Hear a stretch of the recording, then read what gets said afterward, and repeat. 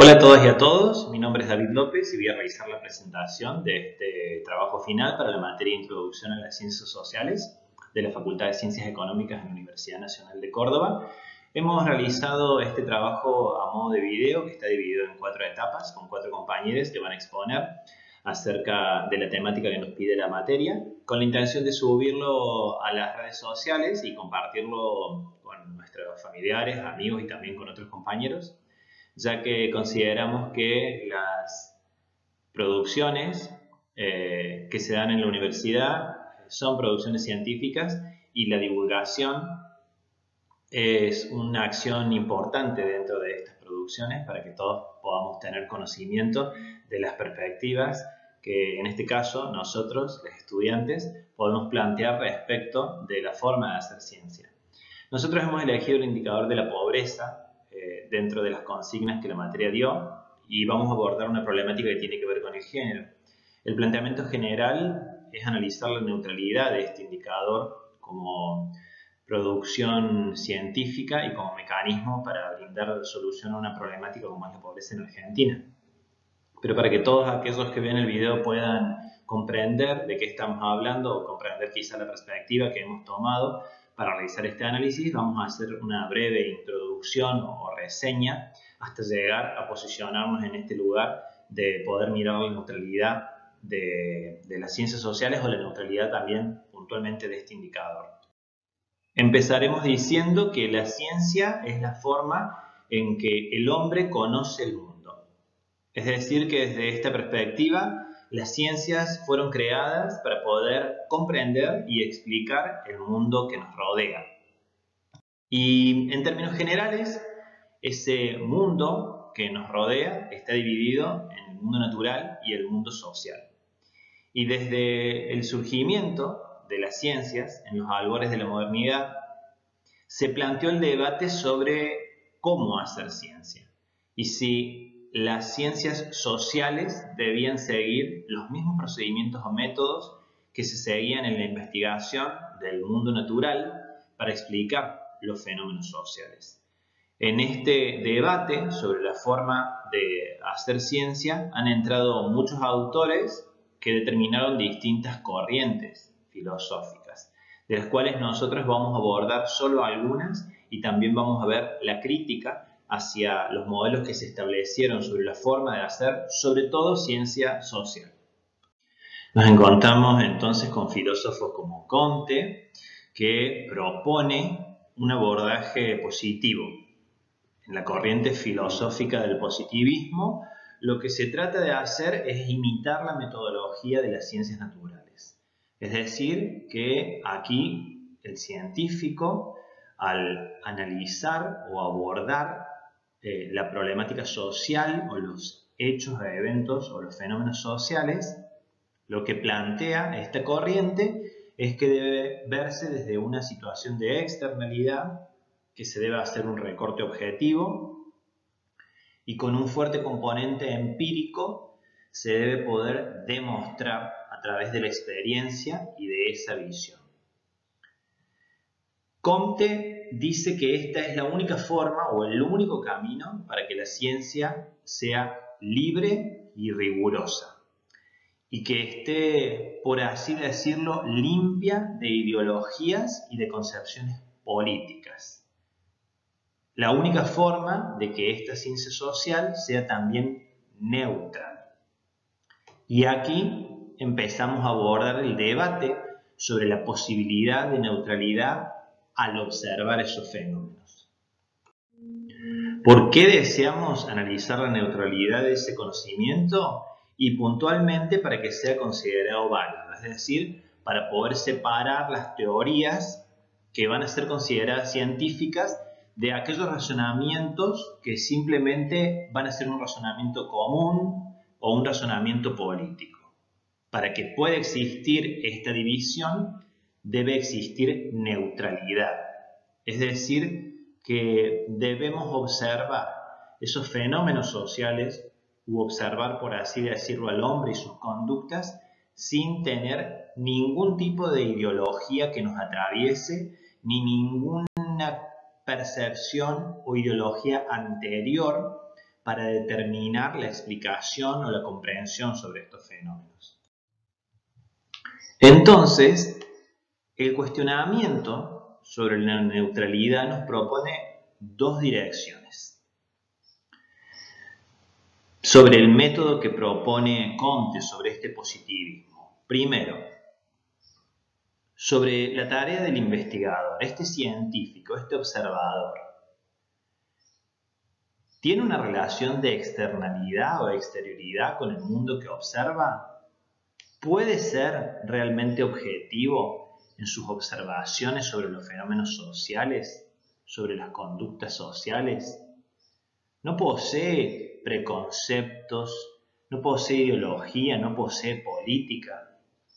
¿Es un sujeto que está abstraído de todas estas cuestiones o no? Y el segundo tiene que ver con el impacto en el mundo social, es decir, este conocimiento que se produce a través de la investigación científica en el plano de lo social. ¿Es transformado por el conocimiento? Es decir, si tiene consecuencias sobre lo social, sobre lo económico, sobre lo cultural. Y desde estas perspectivas es que nosotros vamos a realizar el análisis del indicador de la pobreza, es decir, del rol que han tenido, de la posibilidad de neutralidad o no que tiene la producción científica que se genera a través de la medición de este indicador y de las conclusiones, o si por el contrario tiene condimentos políticos, es decir, que no fue neutra, tiene condimentos ideológicos, no presenta neutralidad, y también cómo a través de esos razonamientos de ideologías el mundo y la cultura se va transformando, que es la importancia del impacto que tiene la formulación de los enunciados científicos dentro de la sociedad. David Harvey, un sociólogo y geógrafo contemporáneo, dijo que sería verdaderamente conveniente que una cuestión tan controvertida como la relación entre la pobreza y los recursos pudiera analizarse de manera ética y neutral. Es decir, que tenemos que cuestionarnos constantemente si en esta forma de hacer ciencia y de establecer enunciados sobre esta relación que existe entre la población y los recursos, existe neutralidad. Porque de lo contrario, si está teñida de ideología y está teñida de política, la neutralidad se plantea cuál va a ser el impacto que esto va a tener en lo social, en lo cultural y en lo económico. En el desarrollo de esta temática vamos también a realizar algunos aportes que tienen que ver con una mirada crítica que realiza Valeria Esquivel, quien es una economista feminista, acerca de la pobreza no solo de ingresos, que es como se mide actualmente, sino a la pobreza de tiempo que atraviesan las mujeres en Argentina debido a la sobrecarga de las tareas de cuidado y cómo eso impacta en la calidad de vida de las mujeres. Vamos a adentrarnos entonces en nuestra temática de análisis, que es el indicador de la pobreza en Argentina como una herramienta de medición de este fenómeno.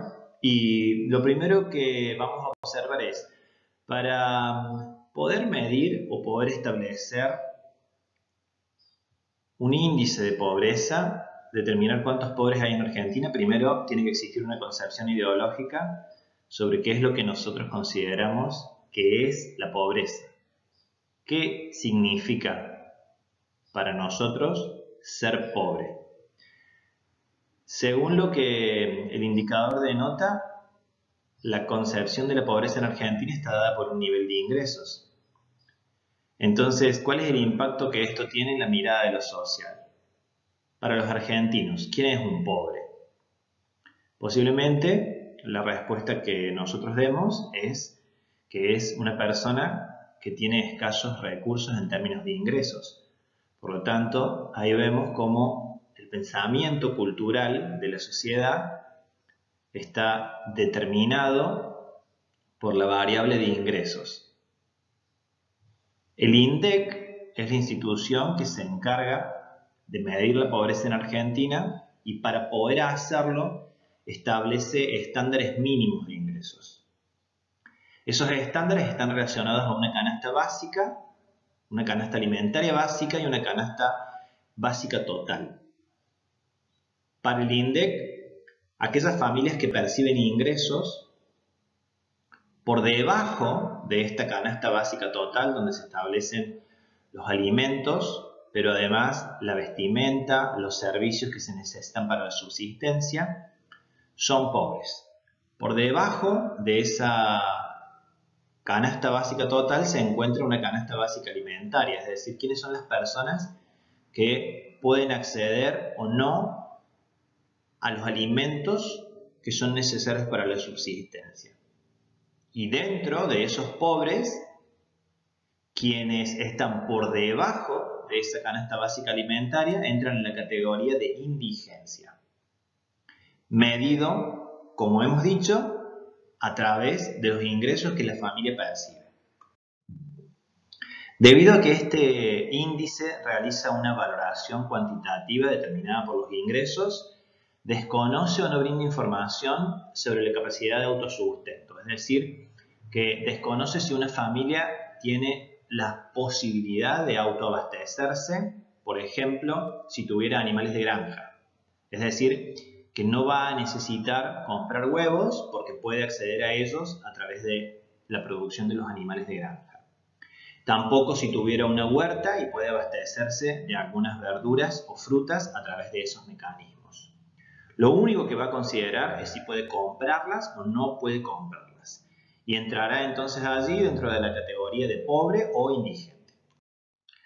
Ahora bien, vamos a ver cómo nació este índice, esta forma de medir la pobreza y también sus conclusiones, pero trataremos de explicar el por qué es tan importante cuestionarnos la forma de medir la pobreza en Argentina.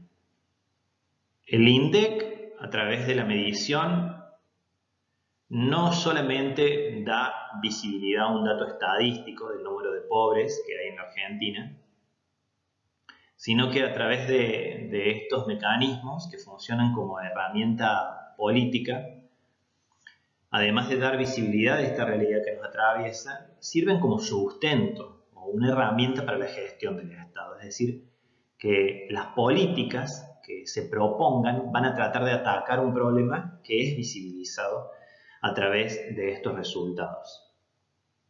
Por lo tanto, es fundamental que ese resultado muestre no solamente la realidad en términos numéricos, sino que pudiera brindar visibilidad de las realidades que atraviesan a la pobreza y que a través de ellos el Estado pueda definir políticas que beneficien las dolencias reales de la sociedad, que posiblemente no estén solo limitadas o solo acotadas al nivel de ingreso de las familias.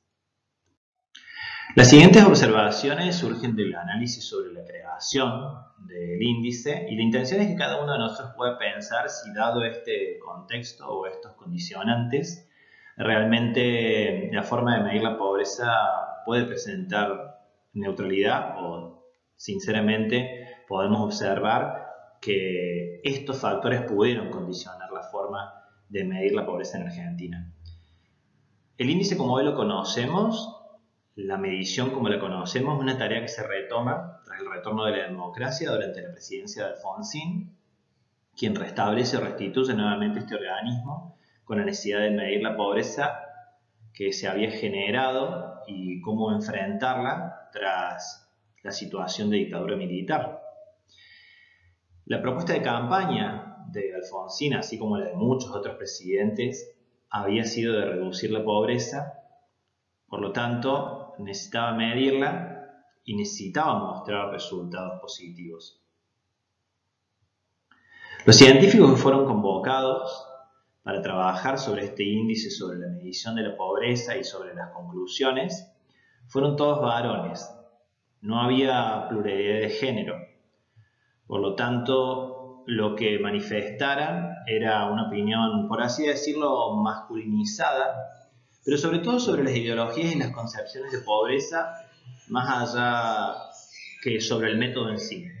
Y nos preguntamos lógicamente si haber tenido una pluralidad de género no habría dotado a este tipo de investigación de una mirada más diversa y más enriquecida de este fenómeno social. En su momento la idoneidad de la herramienta era bastante baja, ya que se hacía a través del censo. Hoy se realiza a través de la encuesta permanente de hogares y también observamos que la investigación, incluso hoy, sobre la pobreza, que está medida por este indicador, refleja en su gran mayoría la realidad de los conglomerados urbanos. Es decir, que tienen una segregación geográfica de la población, aún sabiendo que las realidades de las zonas rurales son más críticas en términos de pobreza. Todas estas observaciones las hacemos para que cada uno de nosotros pueda cuestionarse internamente si considera entonces que dado este contexto, dada esta situación y dada esta metodología, el reflejo, es decir, los resultados científicos que puede arrojar, presentan neutralidad o no. Harvey entonces responde a estas problemáticas que habíamos planteado al principio sobre la neutralidad, diciendo primero que no existe relación de exterioridad del científico sobre el objeto de estudio. Es decir, el científico en este caso, como lo vemos por ejemplo en términos del indicador de la pobreza en Argentina, son individuos que pertenecen a una sociedad y tienen una ideología. Por lo tanto, Harvey dice que es imposible que esté libre de ideología. El contexto en el que se produjo tenía un condicionante político y es que era sostenido por un gobierno y que estaba realizado de demanda de la presidencia de Alfonsín y que Alfonsín para sostener su campaña necesitaba mostrar ciertos resultados. Entonces tampoco estuvo libre de condicionamientos políticos y es uno de los planteos también de Harvey. Y por último, respecto a cómo esto va transformando la sociedad, Harvey dice que estos enunciados se producen en el ámbito social y transmiten significados sociales. Entonces, no indica esto que por no ser neutrales no tengan validez. Lo que Harvey nos dice es que se debe aceptar que en el contexto de las ciencias sociales, en el contexto de lo social y la economía como ciencia social, no se puede presumir de neutralidad. Se debe asumir que existen ideologías y que existen políticas y entonces abordar los fenómenos sabiendo que estos presentan cierta marca ideológica y política y desde allí tratar de comprender la problemática en su totalidad y cuáles son las mejores políticas que se pueden diseñar para todos y todas. Bueno, entonces esto nos lleva a pensar en si existe la posibilidad de una neutralidad valorativa, es decir, si los sujetos, si los científicos realmente pueden pararse en una posición de neutralidad en el momento de realizar algún tipo de análisis. Hay dos posturas al respecto de esta neutralidad. Una que indica que sí es necesaria, que debe pararse en un lugar neutral, lo contrario va a ser solamente una opinión, una ideología.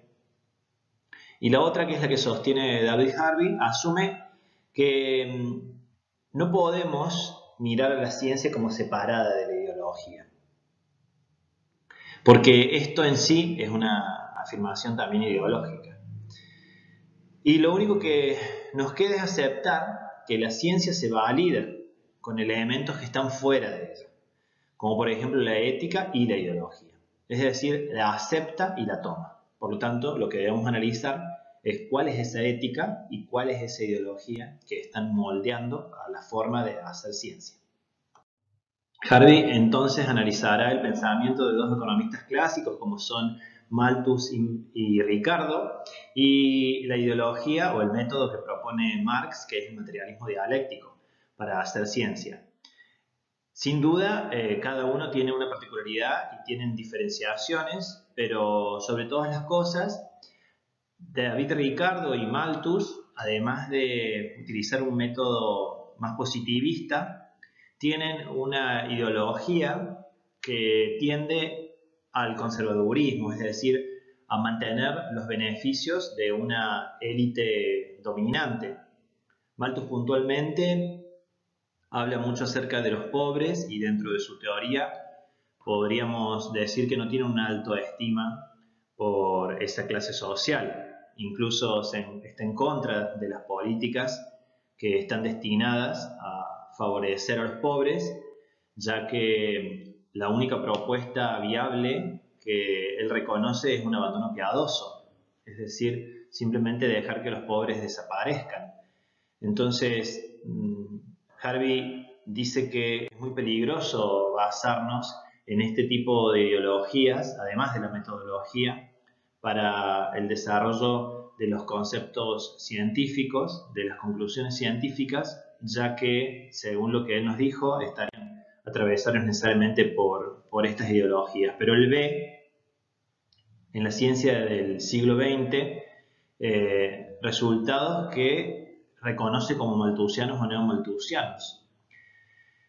Que estas políticas neoclásicas, que son políticas de dominación, tienen la intención de preservar la posición o los privilegios de una élite gobernante, y entonces sugiere adherirse a la metodología que desarrollan Marx y Engels, que son el materialismo dialéctico. Hablemos brevemente de este materialismo dialéctico que proponen Marx y Engels y que sostiene Harvey. Esta metodología, primero, indica que existe un cambio dialéctico, es decir, que las cosas no son estáticas ni permanecen en el mismo lugar, sino que se encuentran en constante cambio, es decir, que propone una mirada sobre el fenómeno social desde una perspectiva de cambio, que se encuentra en constante evolución. Segundo, de la acción recíproca, es decir, la implicancia que tienen unas cosas sobre las otras dentro de un proceso, es decir, que existe relación dentro de estos fenómenos como un proceso histórico. Es decir, que existe un devenir. Vienen de algún lugar, se encuentran aquí por algún motivo e irán hacia otro. Tercero, la contradicción, afirmación y negación de la negación es uno de los conceptos más complejos, pero plantea básicamente que las cosas se convierten en su contrario, por así decirlo, y que también están unos dentro de otros. Por ejemplo, que existen los pobres porque existen los ricos, o que existen los pobres para que existan los ricos, pero que en la negación de la negación se evolucionará hacia otro lugar donde necesariamente la sociedad va a llegar, que vendría a ser el socialismo. Porque esa afirmación y negación que existen una dentro de la otra va a llegar a la negación de la negación, que es la destrucción del primero. Es decir, la destrucción de esta estructura por una estructura más justa, donde no existan ni ricos ni pobres.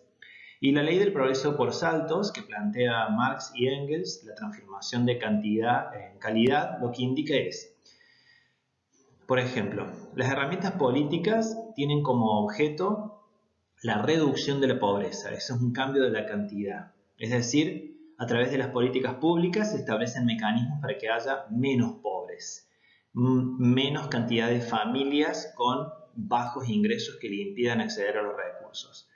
Y Marx dice que la única forma de que esa cuantía, ese valor se transforme en calidad, es decir, que desaparezca, es a través de las revoluciones y las revueltas.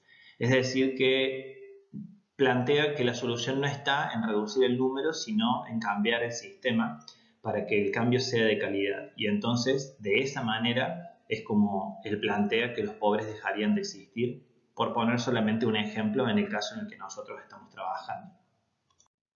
Entonces, como conclusión, diremos que en este caso el indicador no presenta neutralidad ética y tampoco política, porque, como diría Harvey, primero, el sujeto que analiza no es externo a la sociedad que está analizando, es decir, que pertenece a ella, y segundo, que es imposible separar a la ciencia de la ideología. Existe una imposibilidad, por lo tanto, el foco debe estar puesto en el método para que los resultados sean los esperados. para que esa ciencia o esa producción científica sea la que nos acerque de una manera más fidedigna a la sociedad, pero que necesariamente estará atravesada por la ideología y por la política. A continuación, mis compañeros van a hablar para ampliar este espectro de algunas cuestiones que son invisibilizadas, motivo por el cual sostenemos la no neutralidad y la no posibilidad de no plantear una ideología a través de este indicador, ya que invisibiliza un montón de situaciones y de circunstancias que también son consideradas pobreza, sobre todo en lo que tiene que ver con el género. Por lo tanto, vamos a dar visibilidad de esas realidades que tienen que ver con la pobreza asociada al género. Y por último, Fede, otro de nuestros compañeros, va a hablar de las políticas que se han aplicado en la Argentina para que podamos todos tener visibilidad de cómo existe una intencionalidad de atacar la cuantía de pobres por medio de mecanismos y herramientas que no lo solucionan, no solucionan el fenómeno de la pobreza, sino que simplemente lo que hacen es tratar de reducir sin éxito el número de pobres en la Argentina. Políticas que algunas están destinadas al bienestar general de las familias pobres y otras están orientadas particularmente a las mujeres, pero sin terminar de entender o de explicar cuál es. Hola a todos, mi nombre es Lara Candela Acevedo, estudiante de la Facultad de Ciencias Económicas de la Universidad Nacional de Córdoba, y hoy me toca hablar de la problemática de género en cuanto a la pobreza y los cuidados. No existe en el informe actual una separación de pobreza con perspectiva de género, lo que invisibiliza una realidad preocupante, y es que en su gran mayoría este conjunto de pobres son mujeres.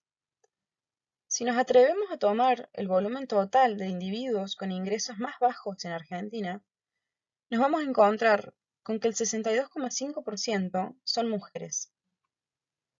Si nosotros incorporamos la temática de cuidados medido por el indicador, podemos decir que el aporte de la perspectiva de género da una definición más amplia de la pobreza.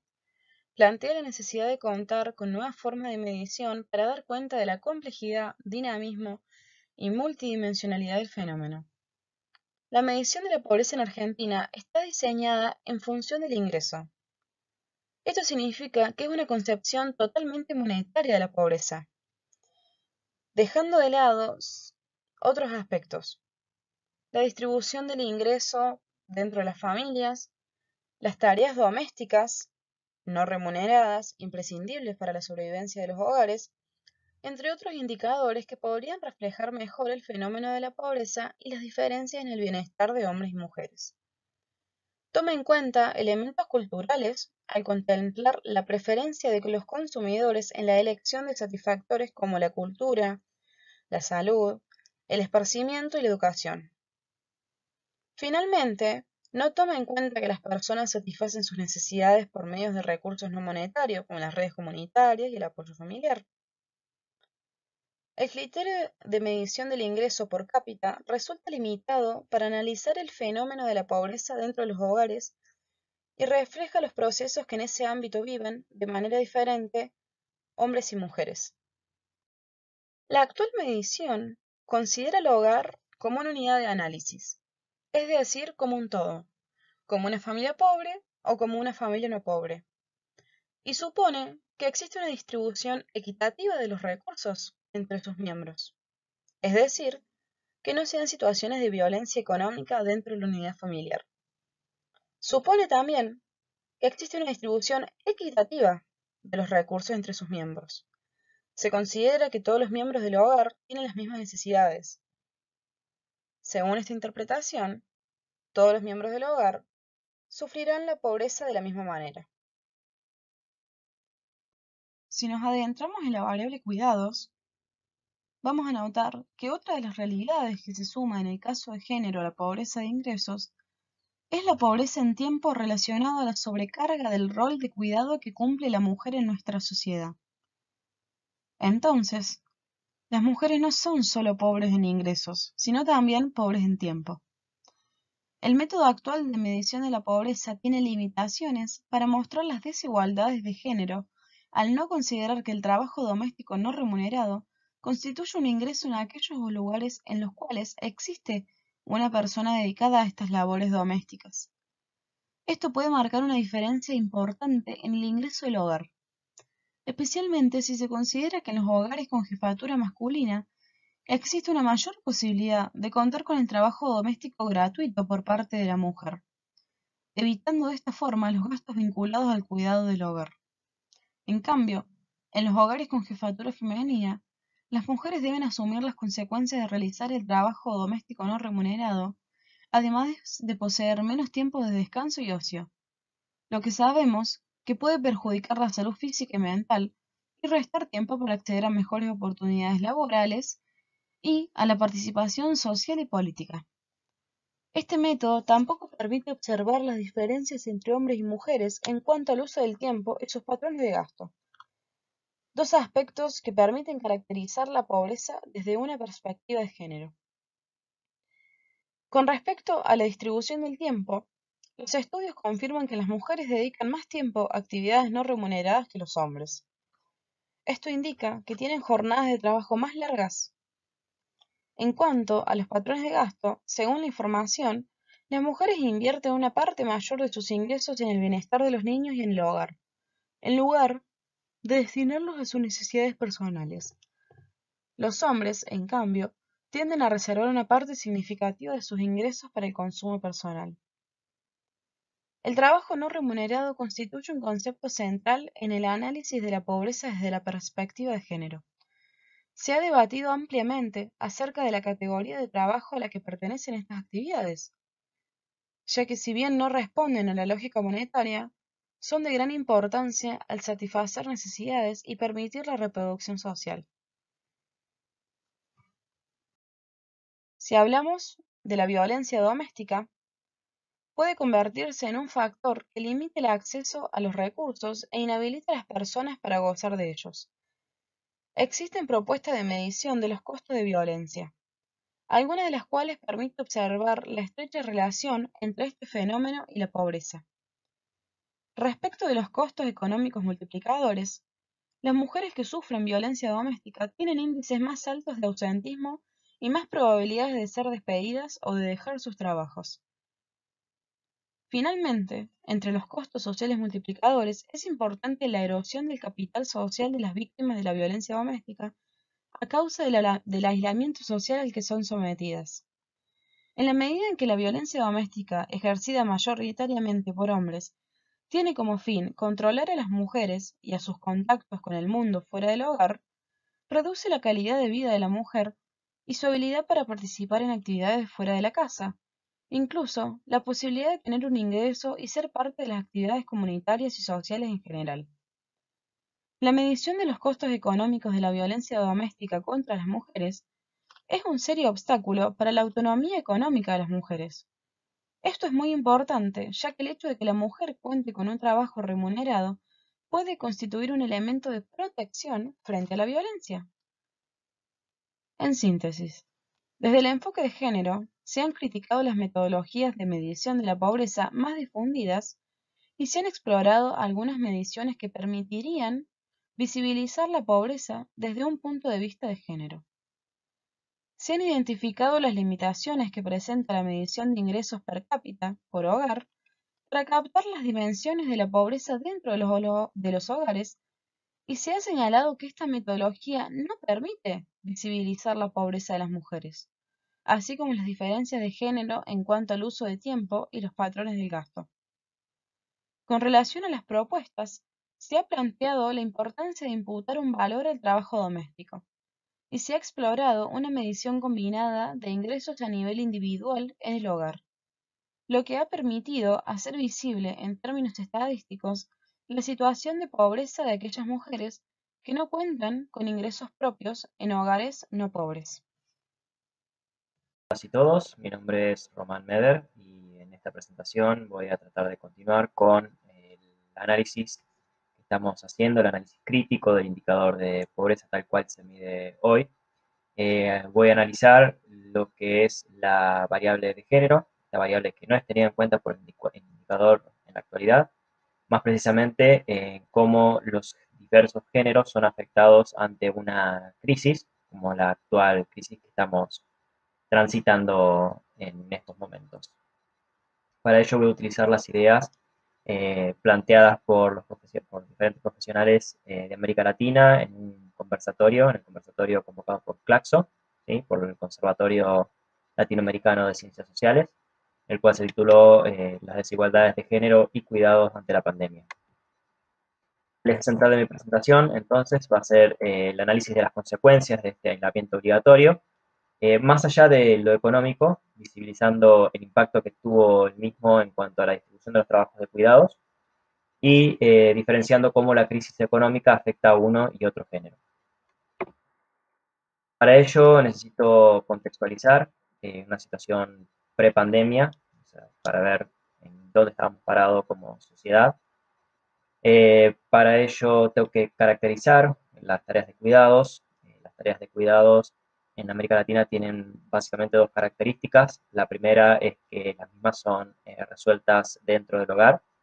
Y la segunda característica es que estas tareas recaen principalmente sobre el género femenino, ¿sí? La figura femenina del hogar. Están fuertemente generizados. Antes de la actual pandemia existían lo que son las crisis de cuidados, ¿sí? Estas crisis de cuidados se evidencian o se evidenciaban básicamente en aquellos hogares pobres, como bien explicó Lara con anterioridad, en aquellos hogares pobres en donde se sobrecarga la figura femenina, no solamente con las tareas de cuidados, sino también con las tareas o los trabajos que debe realizar la misma, cuando, en aquellos casos donde son jefas de hogar y deben trabajar también en el mercado laboral externo, entonces terminan realizando tareas, jornadas laborales realmente extenuantes. Ahí es donde el Estado debe eh, intervenir con políticas activas de género para poder brindarle a estas familias las tareas de cuidados necesarias. Distinta es la situación de si miramos aquellas familias que tienen o poseen ingresos medios o medios altos, las cuales pueden eh, recurrir a una oferta privada, ¿sí? Estos trabajos pueden ser cubiertos por el mercado, los servicios, como por ejemplo guardería o servicios de delivery de comida, geriátricos, ¿sí? Que suplen lo que serían las tareas de cuidado en estos hogares. Con la pandemia, lo que ocurrió básicamente fue que esta oferta privada se suprimió, ¿sí? Fue un gran igualador a la hora de observar la crisis de cuidados, porque las tareas que se habían exteriorizado, ¿sí? Estas tareas de cuidado que se habían exteriorizado al mercado externo, volvieron a introducirse al seno del hogar y obviamente, como su característica lo indicaba, recayeron sobre la figura femenina. Por ejemplo, en el cierre de los establecimientos educativos, ¿sí? Llevó obviamente la educación de los chicos nuevamente al interior del hogar, recayendo sobre la figura femenina, que además, si la misma trabajaba y las condiciones en las cuales fue contratada se lo permitían, realice teletrabajo. Entonces se produce obviamente lo que es la extensión de la jornada laboral de la mujer, suprimiéndole o empobreciéndola en tiempo y generándole una pérdida de calidad de vida en comparación a la vida que lleva el género masculino, ¿sí? Entonces, la pandemia lo que hizo fue básicamente poner en vilo demostrar dos cosas. Por un lado, la incompatibilidad que existe del sistema productivo con el sistema reproductivo, justamente por esta imposibilidad o complicación que se genera al introducir nuevamente las tareas de cuidado a los hogares. Y por otro lado también, justamente esta, al ser una pandemia, una crisis sanitaria, revitalizó la importancia que tienen estas tareas de cuidados para la sociedad, ¿sí? Las ubicó en el centro de la economía. Solo a modo de comparación, estos son porcentajes en cuanto a la participación que tiene tanto el género femenino como el género masculino en cuanto a las tareas de cuidados, medidas en función del tiempo. En América Latina se observa esta fuerte generalización, entre 3/4 del tiempo de estas tareas son cumplidas por las mujeres, mientras que el 27%, más precisamente, es cumplido por los hombres. Si a modo de comparación observamos lo que sucede en China o en Estados Unidos, en economías más desarrolladas, esa participación se tiende a igualar. Y si vamos a Suecia, quien podría ser, si se quiere, el ejemplo a seguir en cuanto a las políticas de igualación en la diversidad de género, prácticamente es un 50 y 50, un 56 y un 44%. El otro punto que me gustaría tocar de este conversatorio es más que nada las ideas que plantea Javier Pineda, este, colombiano, cuando habla acerca de cómo el índice de pobreza se modifica por género en las crisis económicas. Obviamente él llega a la conclusión de que el género femenino se ve más perjudicado en este tipo de contextos, básicamente por dos cuestiones. Por un lado, por la segmentación que existe del mercado laboral. Si nosotros observamos la actual crisis económica a causa de la pandemia, luego de un periodo de cuarentena, se puede observar que ya hay actividades que están reactivándose, y justamente esas actividades son construcción y manufacturas.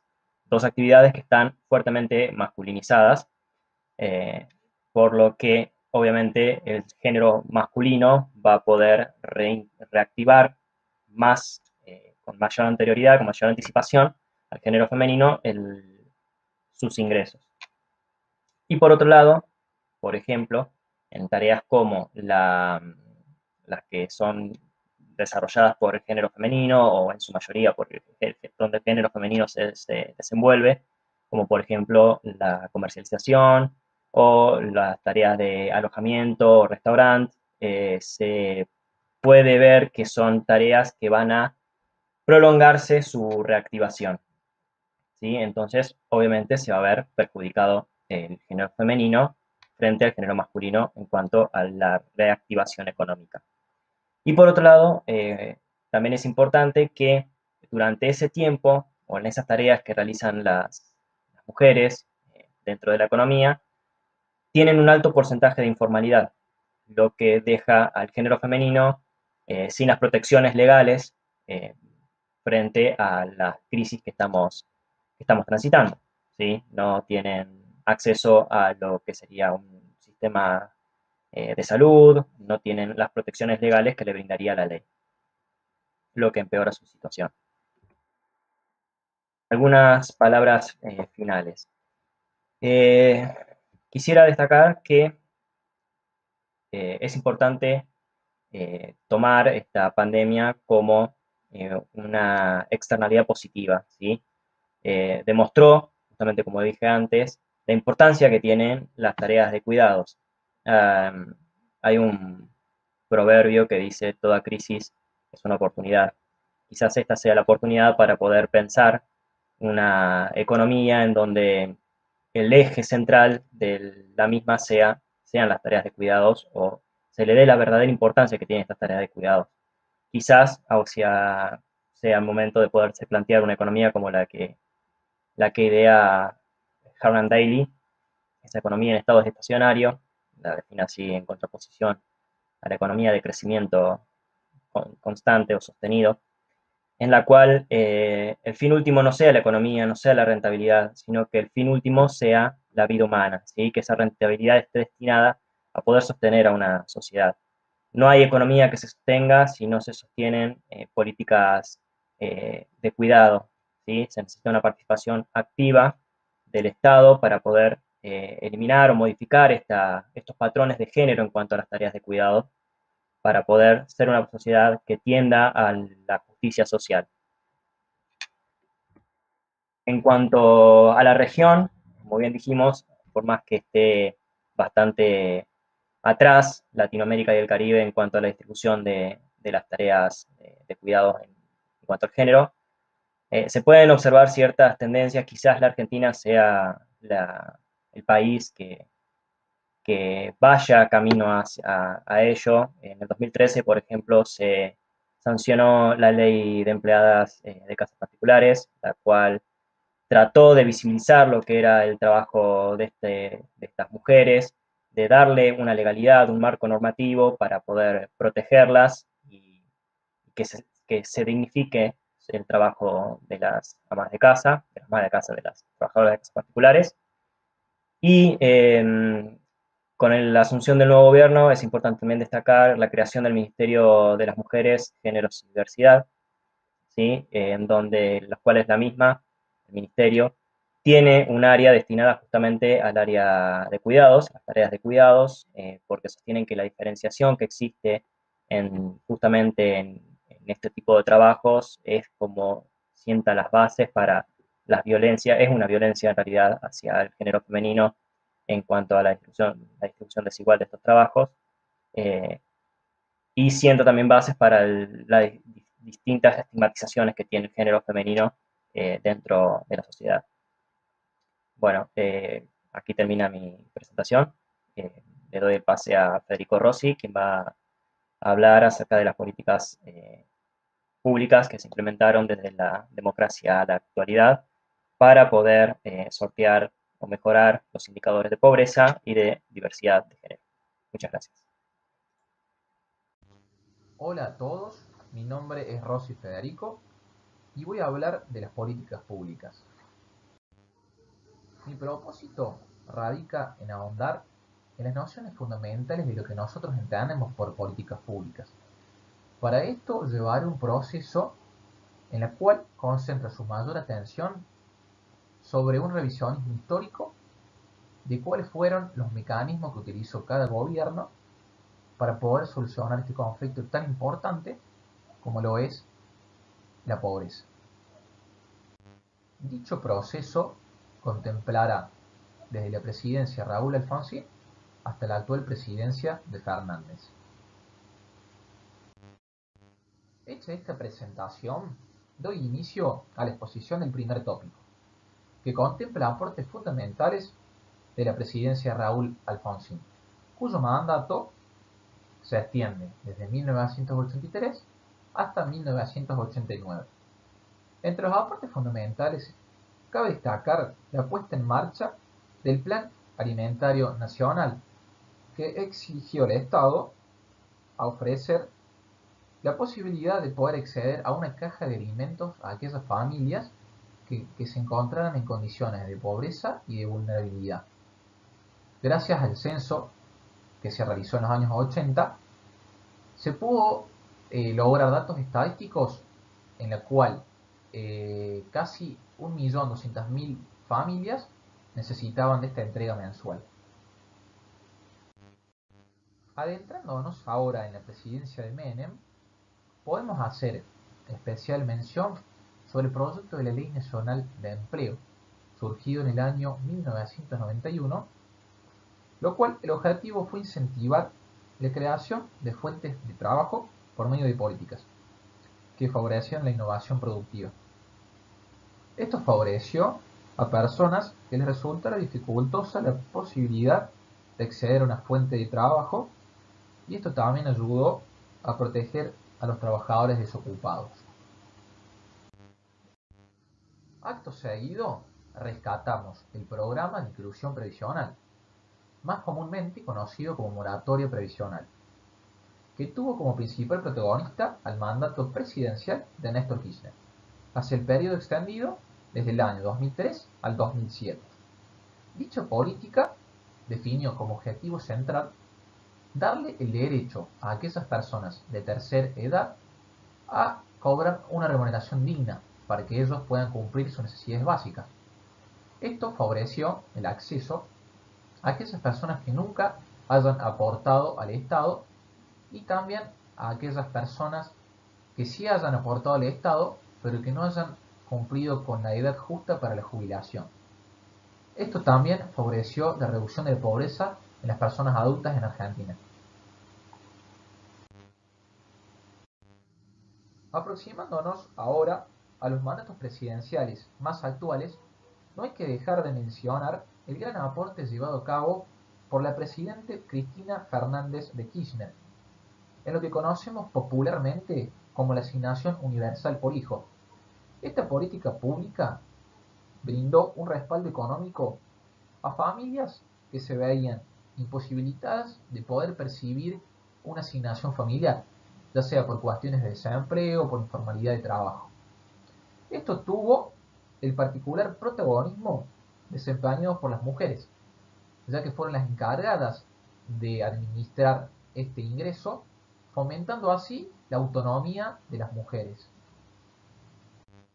En el mismo mandato, posteriormente surge el Programa de Créditos Hipotecarios Argentinos, que tuvo como principal objetivo el acceso a la vivienda propia, gracias a los créditos otorgados por la Nación de hasta 400.000 viviendas.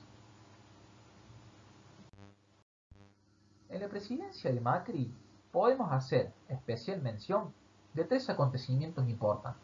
El primero, el programa Mejor Hogar Gas, que es aplicado a las provincias del norte como Tucumán, Santiago del Estero, Salta y Jujuy, que está destinado a más de 120.000 familias para que puedan disfrutar o aprovechar de este recurso tan necesario como lo es el gas natural.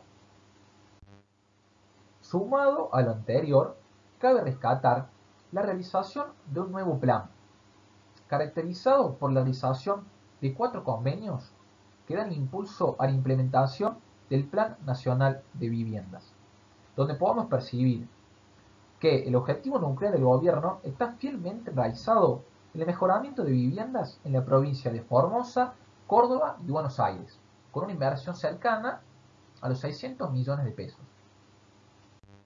Finalmente, el tercer proyecto a considerar es la preocupación por parte del Estado Nacional de construir hogares para víctimas de violencia de género, especialmente en las principales localidades de Buenos Aires, como lo son en La Plata, Morón y Quilmes.